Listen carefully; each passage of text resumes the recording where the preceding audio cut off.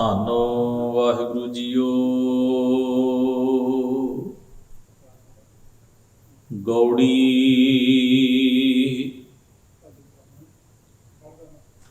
ਜੇਤੀ ਜਤਨ ਕਰਤ ਤੇ ਡੂਬੇ,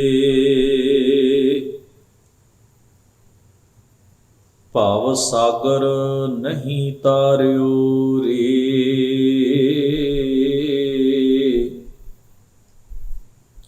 ਕਰਮ ਧਰਮ ਕਰਤੇ ਬਹੁ ਸੰਜਮ, ਅਹੰ ਬੁੱਧ ਮਨ ਜਾਰਿਓ ਰੇ।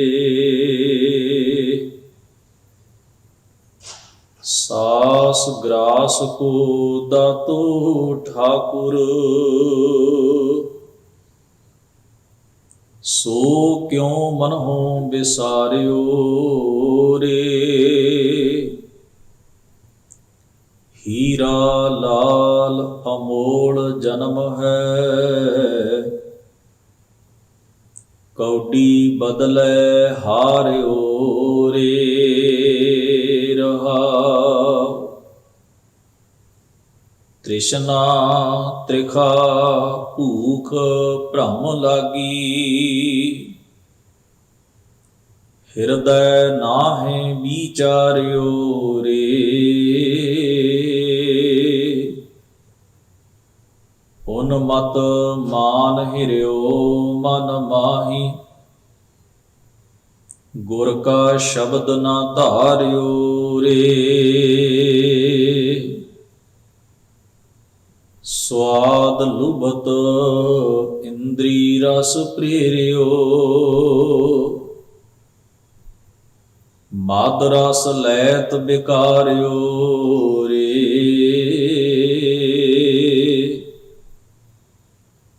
ਕਰਮ ਭਾਗ ਸੰਤਨ ਸੰਗਾਨੇ,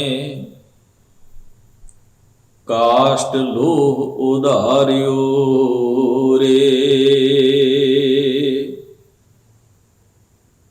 ਧਾਵਤ ਜੋਨ ਜਨਮ ਭ੍ਰਮ ਥਾਕੀ, ਅਬ ਦੁਖ ਕਰ ਹਮ ਹਾਰਿਓ ਰੇ।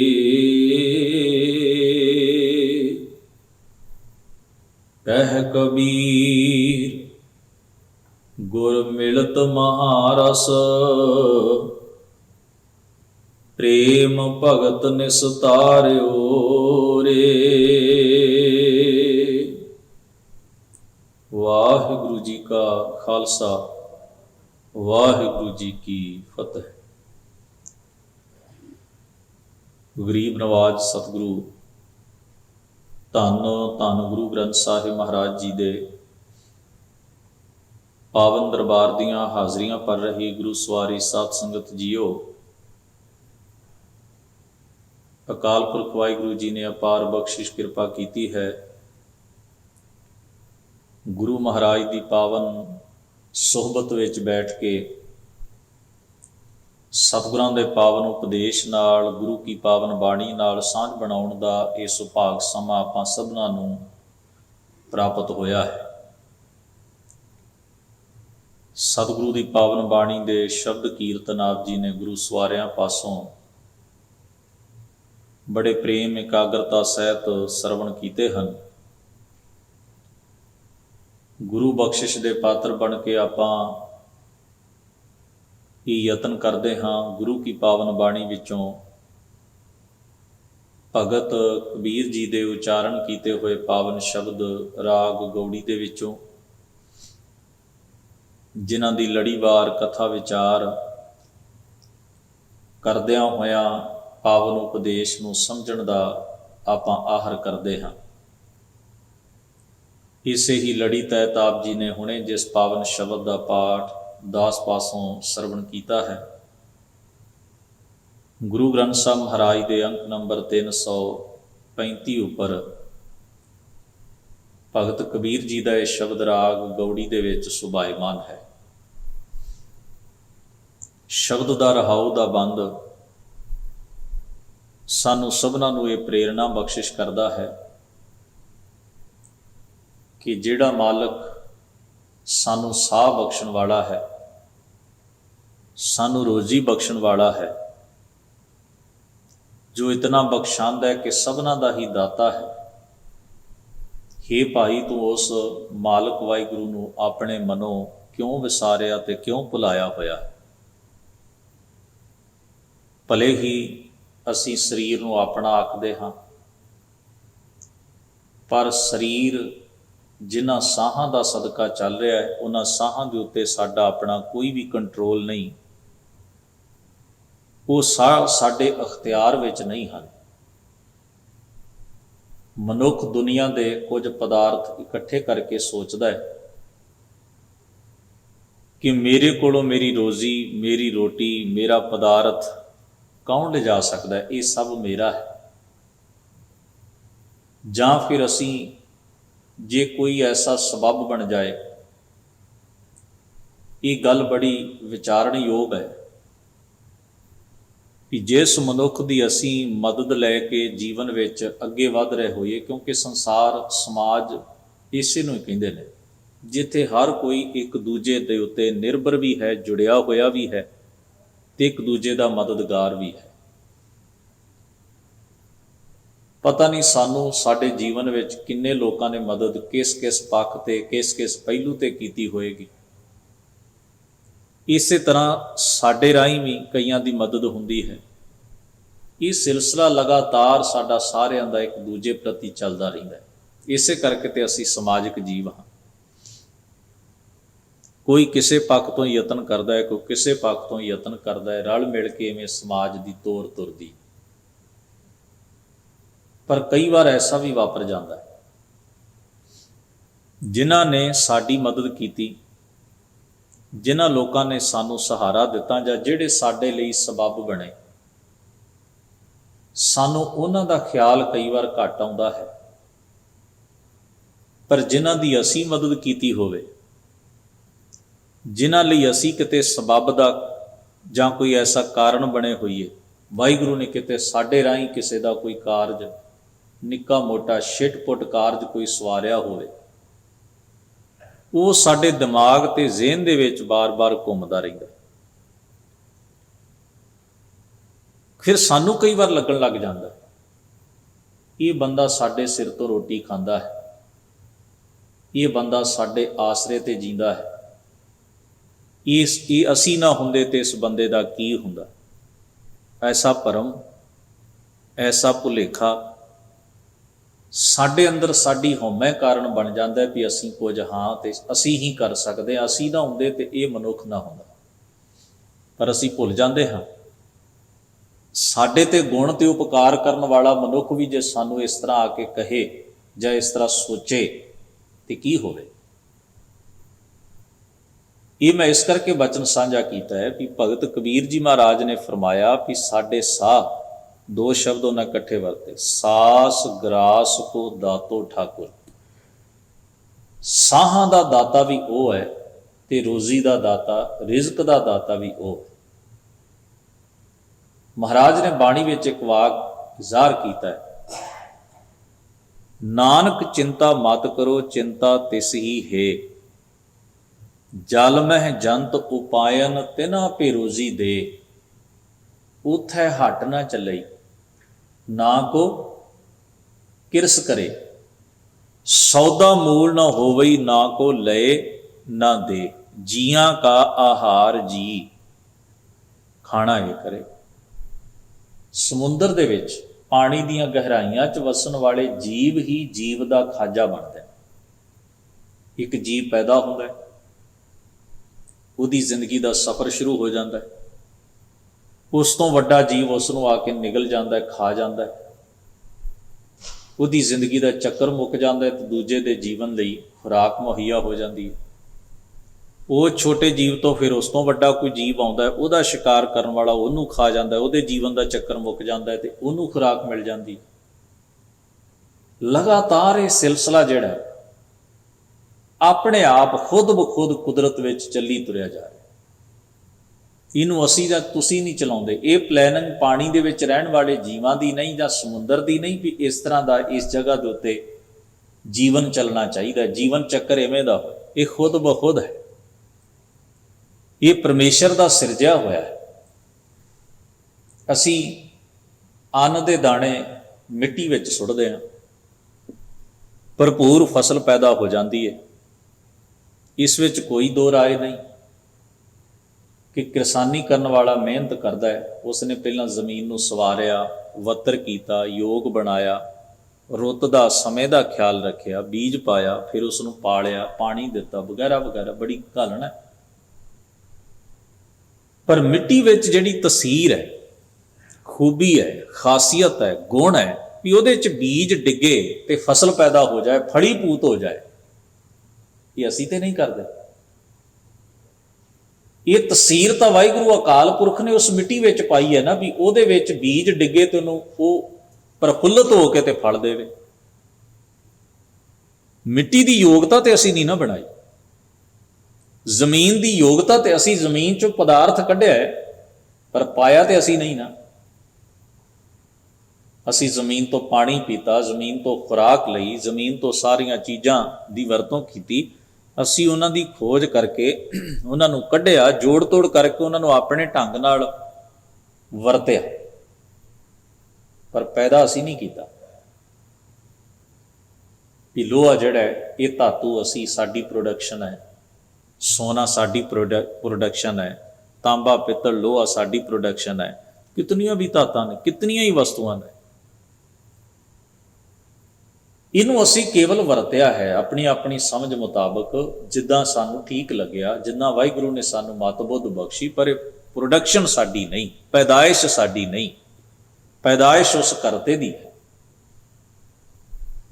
ਇਸ ਲਈ ਹਜ਼ੂਰ ਮਹਾਰਾਜ ਕਹਿੰਦੇ ਨੇ ਵੀ ਉਹ ਸਾਹਾਂ ਦਾ ਦਾਤਾ ਵੀ ਉਹ ਆਪ ਹੈ। ਫਿਰ ਸਾਨੂੰ ਇਹ ਵੀ ਗੱਲ ਦਾ ਮਾਣ ਨਾ ਹੋਵੇ ਵੀ ਮੈਂ ਘਾਲਣਾ ਘਾਲੀ, ਠੀਕ ਹੈ ਮੇਰੇ ਰਾਹੀਂ ਹੋਈ, ਪਰ ਉਸਨੇ ਮੇਰੇ ਅੰਦਰ ਇਹ ਸੁਰਤ, ਸੋਝੀ ਤੇ ਸਮਰੱਥਾ ਪਾਈ ਤੇ ਮੈਂ ਤਾਂ ਘਾਲਣਾ ਘਾਲ ਸਕਿਆ। ਜੇ ਸਰੀਰ 'ਚ ਜਾਨ ਹੀ ਨਾ ਹੁੰਦੀ, ਜੇ ਮੇਰੇ ਸਰੀਰ ਦੀ ਬਣਤਰ ਹੀ ਨਾ ਬਣਦੀ, ਜੇ ਵਾਹਿਗੁਰੂ ਮੈਨੂੰ ਇਹ ਸਾਹਾਂ ਦੀ ਦਾਤ ਹੀ ਨਾ ਦਿੰਦਾ, ਤੇ ਉਦਮ ਕੌਣ ਕਰਦਾ, ਯਤਨ ਕੌਣ ਕਰਦਾ, ਮਸ਼ੱਕਤ ਤੇ ਘਾਲਣਾ ਕੌਣ ਘਾਲਦਾ। ਤੇ ਇਸ ਵਾਸਤੇ ਜਿਹੜਾ ਮੂਲ ਹੈ, ਬੇਸ ਹੈ, ਉਸ ਨੂੰ ਮੇਰੇ ਹਜ਼ੂਰ ਕਹਿੰਦੇ ਨੇ ਉਹ ਸਰਬ ਜੀਆਂ ਦਾ ਦਾਤਾ ਹੈ। ਉਹਨੂੰ ਕਦੇ ਜੀਵ ਨਾ ਭੁੱਲੇ, ਉਸ ਨੂੰ ਕਦੇ ਨਾ ਵਿਸਾਰੇ। ਇਸ ਲਈ ਮਹਾਰਾਜ ਨੇ ਆਖਿਆ, ਸਾਸ ਗ੍ਰਾਸ ਕੋ ਦਾਤੋ ਠਾਕੁਰ। ਸਾਹਾਂ ਦਾ ਤੇ ਖੁਰਾਕ ਦਾ ਉਹ ਦਾਤਾ ਹੈ ਤੇ ਸਭਨਾਂ ਦਾ ਉਹ ਮਾਲਕ ਹੈ। ਅਸੀਂ ਸਾਰੇ ਉਹਦੀ ਮਲਕੀਅਤ ਔਰ ਰਿਆਇਆ, ਅਸੀਂ ਸਾਰੇ ਉਹਦੇ ਹੁਕਮ ਦੇ ਬੱਝੇ ਹੋਏ ਹਾਂ।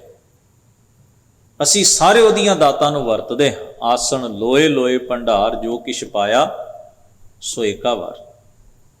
ਕਰ ਕਰ ਵੇਖੈ ਸਿਰਜਣਹਾਰ, ਨਾਨਕ ਸੱਚੇ ਕੀ ਸਾਚੀ ਕਾਰ। ਸਭਨਾ ਜੀਆਂ ਕਾ ਇੱਕ ਦਾਤਾ, ਸੋ ਮੈਂ ਵਿਸਰ ਨਾ ਜਾਈ। ਤੋ ਪਾਤਸ਼ਾਹ ਜੀ ਫਰਮਾਉਂਦੇ ਨੇ, ਸੋ ਕਿਉਂ ਮਨੋਂ ਵਿਸਾਰਿਓ ਰੇ। ਇਹ ਭਾਈ ਤੂੰ ਉਸ ਨੂੰ ਮਨੋਂ ਕਿਉਂ ਭੁਲਾਇਆ ਹੋਇਆ ਜਿਹੜਾ ਇੰਨਾ ਬੇਅੰਤ ਦਾਤਾ ਹੈ। ਤੇਰੀ ਜ਼ਿੰਦਗੀ, ਤੇਰੀ ਹਯਾਤੀ ਵਿੱਚ, ਤੇਰੇ ਮਨ ਵਿੱਚ ਉਸ ਪ੍ਰਤੀ ਸ਼ੁਕਰਗੁਜ਼ਾਰੀ ਕਿਉਂ ਨਹੀਂ।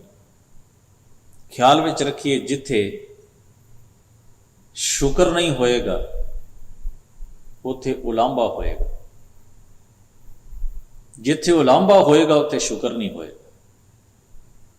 ਇਹ ਦੋਨੋਂ ਚੀਜ਼ਾਂ ਇੱਕ ਦੂਜੇ ਦੇ ਵਿਰੋਧ ਵਿੱਚ ਖੜੀਆਂ।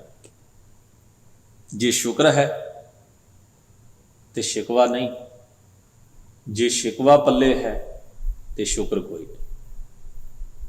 ਜਿੱਥੇ ਮਨੁੱਖ ਦੀ ਸੁਰਤ ਵਿੱਚ ਇਹ ਭਾਵ ਹੋਵੇ, ਇਹ ਖਿਆਲ ਹੋਵੇ ਕਿ ਵਾਹਿਗੁਰੂ ਤੇਰਾ ਸ਼ੁਕਰ ਹੈ, ਪਰਮੇਸ਼ਰ ਜੀ ਤੇਰਾ ਸ਼ੁਕਰ ਹੈ, ਰੱਬ ਜੀ ਤੇਰਾ ਸ਼ੁਕਰ ਹੈ, ਜੋ ਵੀ ਹਾਂ, ਜਿਹੋ ਜਿਹਾ ਵੀ ਹਾਂ, ਜਿੱਥੇ ਜਿਸ ਹਾਲ ਵੀ ਹਾਂ, ਤੇਰੀ ਰਜ਼ਾ ਹੈ, ਫਿਰ ਸ਼ਿਕਵਾ ਨਹੀਂ ਹੋਏਗਾ। ਫਿਰ ਮਨ ਵਿੱਚ ਇਹ ਦੂਜਾ ਖਿਆਲ ਨਹੀਂ ਆ ਸਕਦਾ ਕਿ ਵਾਹਿਗੁਰੂ ਤੂੰ ਆਹ ਨਹੀਂ ਦਿੱਤਾ, ਆਹ ਨਹੀਂ ਕੀਤਾ, ਇਸ ਤਰ੍ਹਾਂ ਨਹੀਂ ਹੋਇਆ, ਉਸ ਤਰ੍ਹਾਂ ਨਹੀਂ ਹੋਇਆ। ਕਿਸੇ ਨੇ ਇੱਕ ਕਹਾਣੀ ਲਿਖੀ ਹੈ, ਉਹ ਕਹਿੰਦਾ ਹੈ, ਇੱਕ ਮਨੁੱਖ ਬੜਾ ਧਨੀ ਸੀ, ਬੜਾ ਅਮੀਰ, ਬੇਅੰਤ ਉਸਨੇ ਦੌਲਤ ਇਕੱਤਰ ਕੀਤੀ। ਕਿਸੇ ਮਨੁੱਖ ਨੂੰ ਉਹਨੇ ਆਪਣੇ ਕੋਲ ਸੱਦਿਆ, ਉਹਨੂੰ ਦਇਆ ਆਈ ਵੀ ਮੈਂ ਇਸ ਮਨੁੱਖ ਦੀ ਮਦਦ ਕਰਨੀ ਹੈ।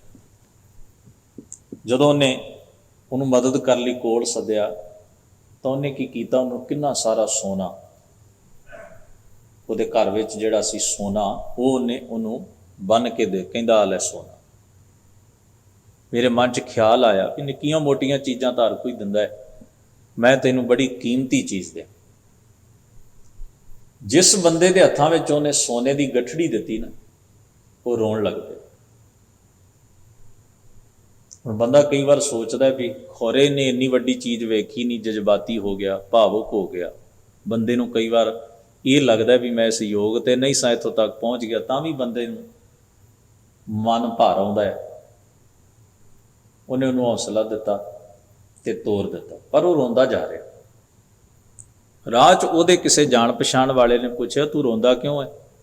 ਬਸ ਕਰ ਹੁਣ, ਤੈਨੂੰ ਉਹਨੇ ਇੰਨਾ ਸੋਨਾ ਦਿੱਤਾ, ਤੈਨੂੰ ਤਾਂ ਖੁਸ਼ ਹੋ ਕੇ ਆਉਣਾ ਚਾਹੀਦਾ, ਤੂੰ ਰੋਂਦਾ ਤੁਰਿਆ ਆਉਣਾ।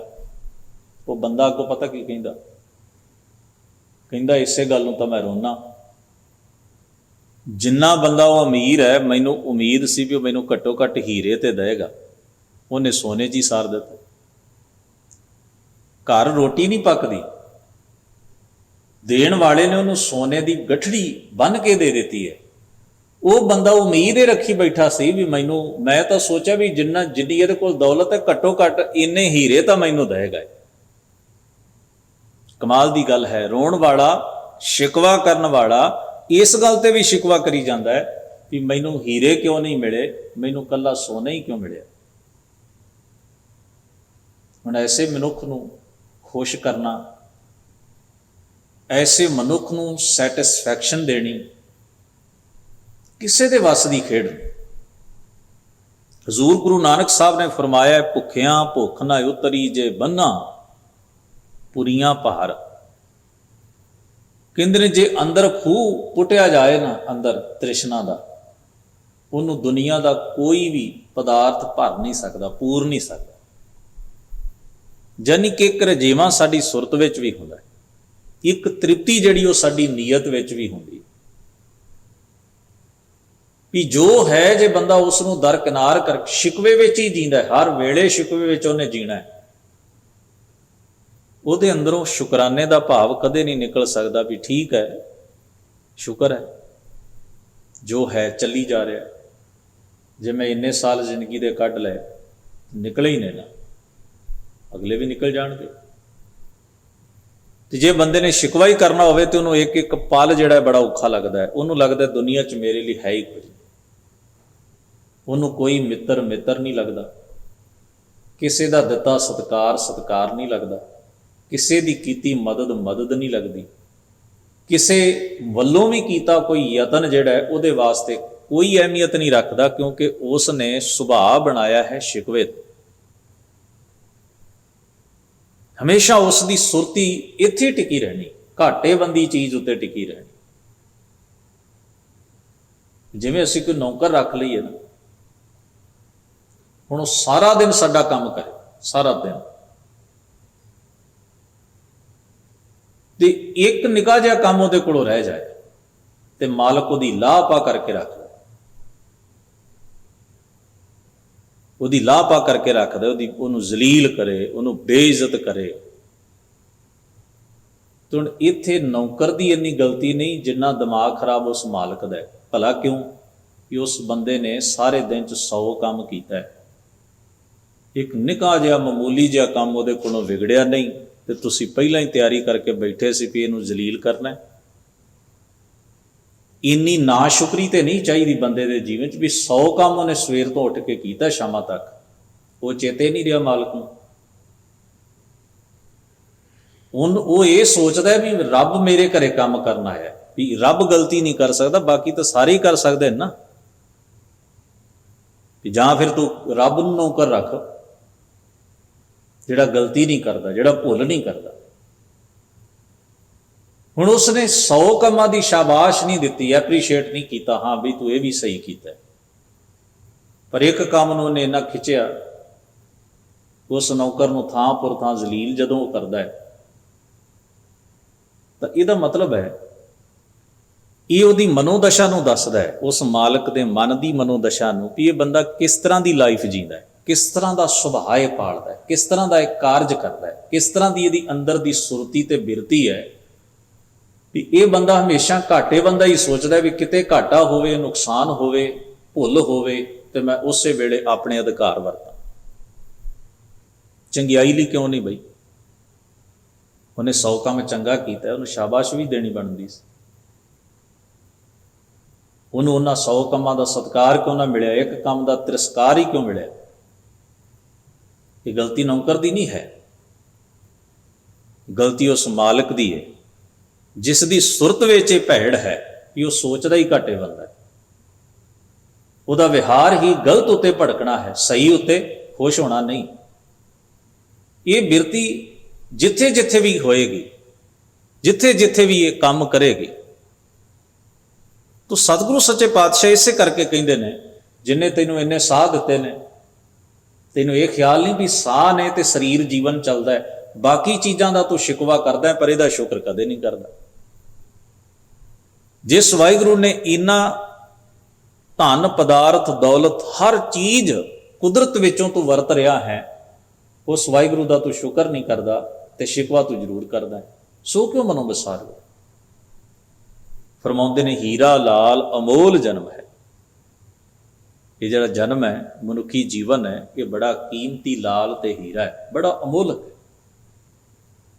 ਫਰਮਾਉਂਦੇ ਨੇ, ਕੌਡੀ ਬਦਲੇ ਹਾਰਿਓ, ਤੂੰ ਇਹਨੂੰ ਕੌਡੀਆਂ ਬਦਲੇ ਸੁੱਟੀ। ਪੁਰਾਣੇ ਸਮੇਂ 'ਚ ਸਭ ਤੋਂ ਛੋਟੀ ਇਕਾਈ ਜਿਹੜੀ ਪੈਸੇ ਦੀ ਸੀ, ਉਹ ਕੌਡੀ ਸੀ।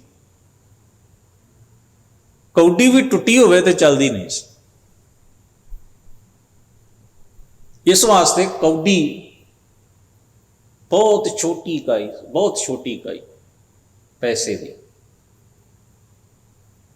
ਉਸ ਨੂੰ ਕਹਿੰਦੇ ਨੇ ਕੀਮਤੀ ਲਾਲ, ਕੀਮਤੀ ਹੀਰਾ ਕੋਈ ਕੌਡੀਆਂ ਦੇ ਬਦਲੇ ਗਵਾ। ਕੌਡੀਆਂ ਲੈ ਆਵੇ ਤੇ ਹੀਰਾ ਸੁੱਟ ਆਵੇ, ਉਸ ਬੰਦੇ ਨੂੰ ਆਪਾਂ ਘਾਟੇ ਬੰਦਾ ਕੰਮ ਕਰਨ ਵਾਲਾ ਕਹਾਂਗੇ ਵੀ ਇਹਨੇ ਕੋਈ ਨਫੇ ਦਾ ਕੰਮ ਨਹੀਂ ਕੀਤਾ, ਕੋਈ ਫਾਇਦੇ ਦਾ ਕੰਮ ਨਹੀਂ ਕੀਤਾ।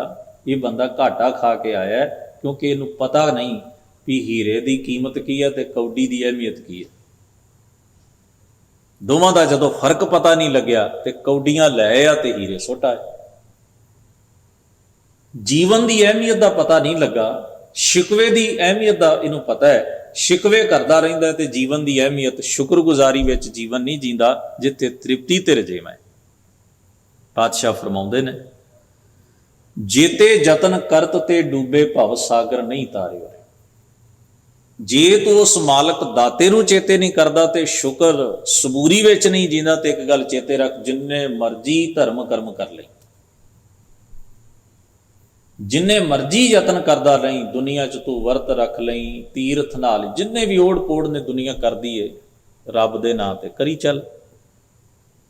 ਪਰ ਕਬੀਰ ਜੀ ਮਹਾਰਾਜ ਦਾ ਇੱਕ ਕਥਨ ਹੈ, ਜੇਤੇ ਯਤਨ ਕਰਤ ਤੇ ਡੂਬੇ।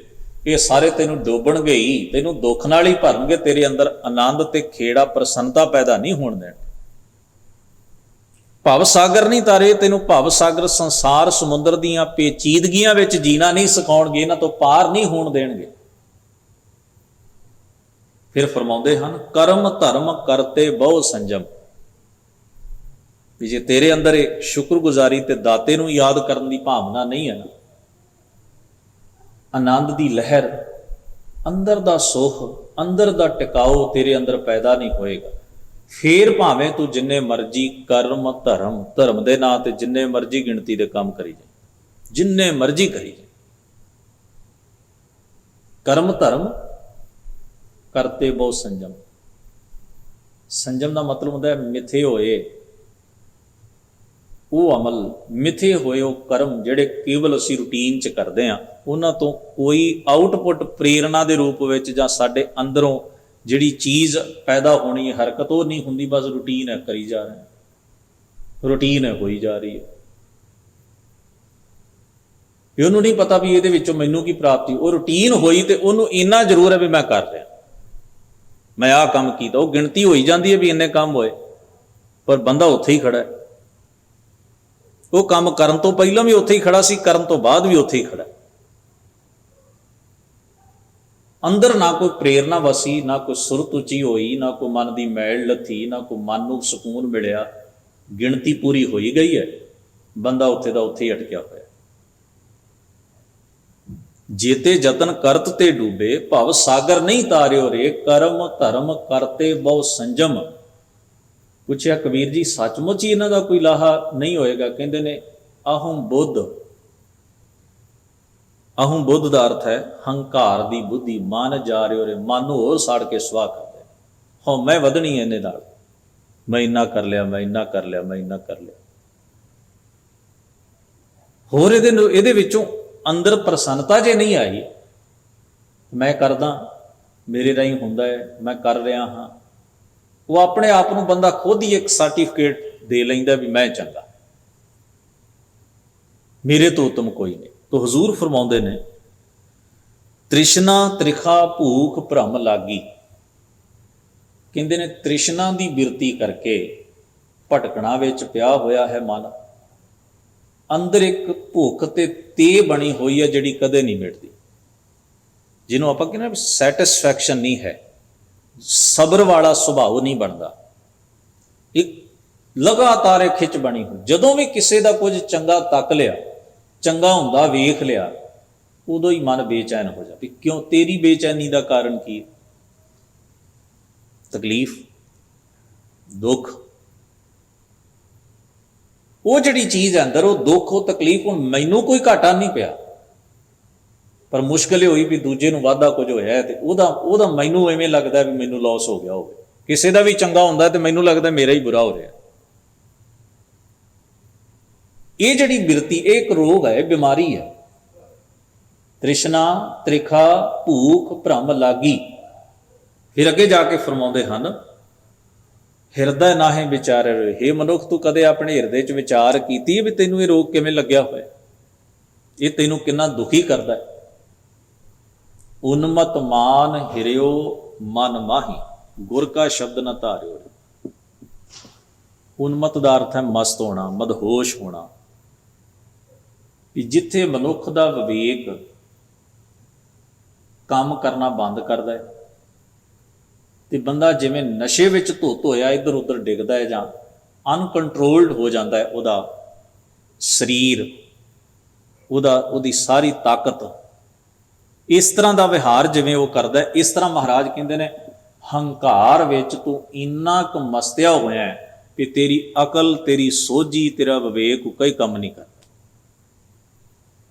ਤੂੰ ਹਰ ਥਾਂ ਥਾਂ ਤੇ ਟੱਕਰਾਂ ਮਾਰਦਾ, ਦੂਜਿਆਂ ਨੂੰ ਨੀਵੇਂ ਵਿਖਾਉਂਦਾ। ਉਨਮਤ ਮਾਨ ਹਿਰਿਓ ਮਨ ਮਾਹੀ, ਤੇਰੇ ਅੰਦਰ ਨੂੰ ਇਹਨੇ ਲੁੱਟ ਲਿਆ ਗੁਰੂਰ ਨੇ, ਤੇਰੇ ਅੰਦਰ ਨਿਮਰਤਾ ਨਹੀਂ ਰਹਿਣ ਦਿੱਤੀ, ਤੇਰੇ ਅੰਦਰ ਸਬਰ ਨਹੀਂ ਰਹਿਣ ਦਿੱਤਾ। ਉਨਮਤ ਮਾਨ ਹਿਰਿਓ ਮਨ ਮਾਹੀ, ਗੁਰ ਕਾ ਸ਼ਬਦ ਨਾ ਧਾਰਿਓ ਰੇ। ਕਹਿੰਦੇ ਤੂੰ ਮਨ ਵਿੱਚ ਗੁਰੂ ਦਾ ਉਪਦੇਸ਼ ਧਾਰਨ ਨਹੀਂ ਕੀਤਾ, ਤੈਨੂੰ ਖਿਆਲ ਹੀ ਨਹੀਂ ਆਇਆ ਕਿ ਗੁਰੂ ਦੇ ਉਪਦੇਸ਼ ਨੂੰ ਵੀ ਹਿਰਦੇ ਵਿੱਚ ਵਸਾਉਣਾ ਚਾਹੀਏ, ਉਹਨੂੰ ਵੀ ਹਿਰਦੇ 'ਚ ਜਗ੍ਹਾ ਦੇਣੀ ਚਾਹੀਦੀ ਸੀ। ਤੂੰ ਕਹਿੰਦੇ ਨੇ ਸਵਾਦ ਲੁਭਤ ਇੰਦਰੀ ਰਸ ਪ੍ਰੇਰਿਓ। ਤੂੰ ਚਸਕਿਆਂ ਦਾ ਲੋਭੀ ਹੋ ਕੇ,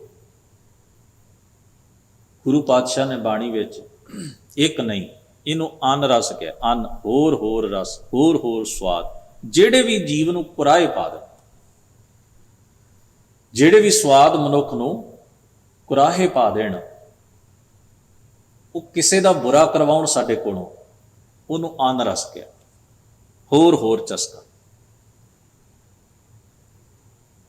ਇਸ ਨੂੰ ਮਹਾਰਾਜ ਕਹਿੰਦੇ ਨੇ ਸਵਾਦ ਲੁਭਤ। ਲੁਭਤ ਦਾ ਮਤਲਬ ਹੈ ਲੋਭੀ ਹੋਣਾ, ਲੁਭਾਏਵਾਨ ਹੋਣਾ, ਲਾਲਚ ਪੈਦਾ ਕਰ ਲੈਣਾ ਕਿਸੇ ਚਸਕੇ ਦੇ ਪ੍ਰਤੀ ਆਪਣੇ ਅੰਦਰ। ਜ਼ਰੂਰੀ ਫਰਜ਼ ਛੱਡ ਕੇ ਉਹਨਾਂ ਪਿੱਛੇ ਦੌੜ ਜਾਣ, ਜਿਹੜੇ ਮਨ, ਆਤਮਾ ਤੇ ਸੁਰਤ ਨੂੰ ਮੈਲਾ ਕਰਦੇ ਨੇ, ਕਿਰਦਾਰ ਨੂੰ ਮੈਲਾ ਕਰਦੇ ਨੇ ਚਸਕੇ, ਉਹਨਾਂ ਪਿੱਛੇ ਭੱਜਣਾ। ਸਵਾਦ ਲੁਭਤ ਇੰਦਰੀ ਰਸ ਪ੍ਰੇਰਿਓ। ਤੂੰ ਇੰਦਰੀਆਂ ਦੇ ਚਸਕੇ ਦਾ ਪ੍ਰੇਰਿਆ ਹੋਇਆ ਦੌੜ ਰਿਹਾ। ਤੈਨੂੰ ਅੱਖਾਂ ਦਾ ਚਸਕਾ ਹੈ, ਕੰਨਾਂ ਦਾ ਚਸਕਾ ਹੈ, ਜ਼ਬਾਨ ਦਾ ਚਸਕਾ ਹੈ। ਹੁਣ ਮੈਂ ਸੰਸਾਰ ਨੂੰ ਵੇਖਣਾ ਹੈ ਤੇ ਪਰਖਣਾ ਹੈ, ਪਰ ਮੈਂ ਦੁਨੀਆ ਨੂੰ ਕਿਵੇਂ ਵੇਖਣਾ? ਕਿਸੇ ਨੂੰ ਅਸੀਂ ਐਵੇਂ ਹੀ ਗੈਸ ਕਰ ਲੈਂਦੇ ਦੇਖ ਕੇ ਕਿ ਇਹ ਪੱਕਾ ਬੰਦਾ ਗਲਤੀ ਹੋਏਗਾ, ਦੇਖਿਆ ਤੇ ਗੈਸ ਕਰ ਲਿਆ। ਜਾਂ ਫਿਰ ਕਿਸੇ ਦੀ ਬਦਖੋਈ ਸੁਣਨ ਵਾਸਤੇ ਸਾਡੇ ਕੰਨ ਐਨ ਰੈਡੀ ਨੇ, ਚੁਕੰਨੇ, ਗੱਲ ਹੁੰਦੀ ਹੋਵੇ ਦੂਰੋਂ ਵੀ ਸੁਣ ਜਾਂਦੀ ਹੈ, ਕੰਮ ਦੀ ਗੱਲ ਹੁੰਦੀ ਉਹ ਤੇ ਕੋਲ ਬਹਿ ਕੇ ਵੀ ਨਹੀਂ ਸੁਣਦੀ। ਇਹਦਾ ਮਤਲਬ ਹੈ ਸਾਡੀ ਅੰਦਰੂਨੀ ਸਥਿਤੀ ਇਹੋ ਜਿਹੀ ਬਣ ਗਈ, ਅਸੀਂ ਆਪਣੇ ਆਪ ਨੂੰ ਘੜਿਆ ਹੀ ਇਸ ਰੂਪ ਵਿੱਚ। ਤਾਂ ਉਹ ਅਸੀਂ ਸਾਰਾ ਫਿਰ, ਕਿਉਂਕਿ ਮਨ ਜਿਹੜਾ ਹੈ ਉਹ ਜ਼ਹਿਰ ਨੂੰ ਮੁਹੱਬਤ ਕਰਦਾ ਹੈ, ਪ੍ਰੇਮ ਕਰਦਾ ਹੈ, ਆਨੰਦ ਰਸ ਨੂੰ, ਉਹ ਫਿਰ ਚਸਕੇ ਜਿੱਥੇ ਜਿੱਥੋਂ ਵੀ ਉਹਨੂੰ ਪ੍ਰਾਪਤ ਹੋਣਗੇ ਉੱਥੇ ਉੱਥੇ ਹੀ ਜਾ ਡਿੱਗੇ। ਗਰੀਬ ਨਵਾਜ਼ ਪਾਤਸ਼ਾਹ ਜੀ ਫਰਮਾਉਂਦੇ ਨੇ, ਮਦ ਰਸ ਲੈਤ ਵਿਕਾਰੀ ਰੋ, ਤੂੰ ਵਿਕਾਰਾਂ ਦਾ ਰਸ ਸਵਾਦ ਮਾਣਦਿਆਂ ਹੋਇਆਂ ਉਹਦੇ ਵਿੱਚ ਮੁਬਤਲਾ ਗ੍ਰਸਤ ਹੈ, ਨਸ਼ੇ ਦੀ ਧੁੱਤ ਹਾਲਤ ਵਿੱਚ ਹੈ। ਕਰਮ ਭਾਗ ਸੰਤਨ ਸੰਗਾਨੇ, ਕਾਸ਼ ਲੋ ਉਧਾਰਿਓ ਰੇ। ਕਬੀਰ ਜੀ ਮਹਾਰਾਜ ਫਰਮਾਉਂਦੇ ਨੇ, ਕਹਿੰਦੇ ਨੇ ਜਿਨ੍ਹਾਂ ਦੇ ਭਾਗ ਉਜਲੇ ਹੋਣ, ਜਿਨ੍ਹਾਂ ਦੇ ਉੱਤੇ ਬਖਸ਼ਿਸ਼ ਹੋਵੇ, ਜਿਨ੍ਹਾਂ ਦਾ ਕੋਈ ਪਹਿਲਾ ਸੰਸਕਾਰ ਹਰਕਤ ਵਿੱਚ ਆਏ, ਉਹਨਾਂ ਦੀ ਸੋਬਤ ਸੰਗਤ ਪਰਮੇਸ਼ਰ ਦੇ ਪਿਆਰਿਆਂ ਨਾਲ ਬਣਦੀ ਹੈ, ਨੇਕ ਪੁਰਖਾਂ ਨਾਲ ਬਣਦੀ ਹੈ।